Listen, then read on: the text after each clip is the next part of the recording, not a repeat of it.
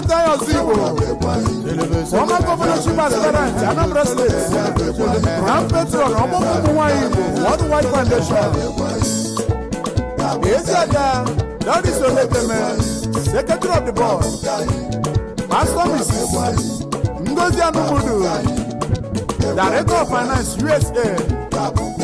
Eziada, Udoka, Anunne, Global Secretary, Ogbako Umunwanyi Igbo, Worldwide Foundation. Eziada Shoma, Okaga, Global Treasurer. Dr. Mrs. Ngozi Anumudu, Coordinator, USA, Ogbako Umunwanyi Igbo, Worldwide Foundation.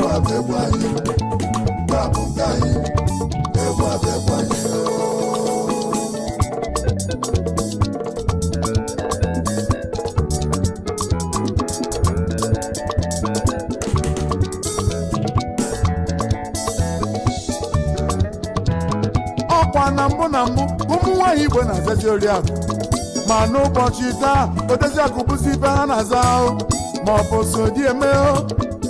sodi eme ụmụ Igbo nwere akọ ma nwezi ezi obi na nghọta. Ọkwa na nke ikpeazụ akụrụ ụlọ bụzi ibe anyị na-aza. Eziada Chioma Ikejimba, Global Financial Secretary. Eziada Chidimma Ojimma, Global Public Relations Officer and Coordinator, Imo State. Eziada Monique Okorie, Abia State Coordinator.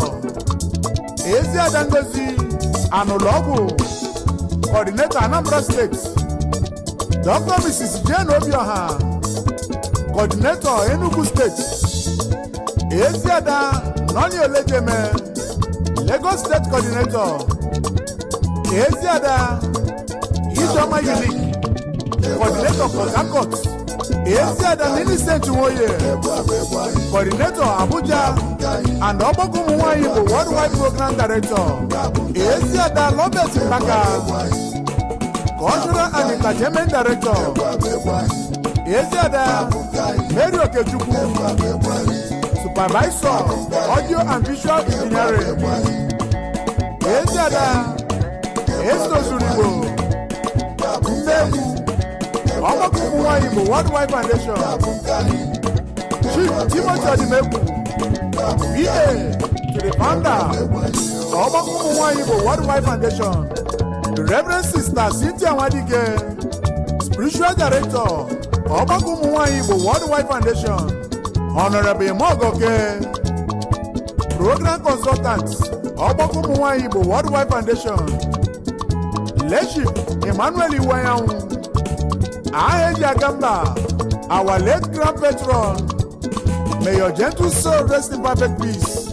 Amen. Njirimara Ogbako Umunwanyi Igbo kalila ihe ha na-eme na ọ bụ si ife dị mma. Food on the wheels and food giveaway to vulnerable families.